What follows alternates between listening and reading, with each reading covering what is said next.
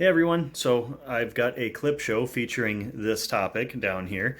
And I did a ton of recording this year with my Insta360 X3, and this is not sponsored. I bought this with my own money. I'm not getting anything for telling you what it is, but because it's got loop recording, I could just have it set up on the bike, recording all the time, and if something cool happened, I just hit the button and it would save a predetermined amount of time from when I hit the button back. So I caught some neat stuff, and like I said, down here is the title of this clip show. I'll have a few different clip show type videos of all the little stuff I saw that didn't really warrant making an entire video for, but I'll put them all together at the end of the year here for you to see. So have fun, check it out.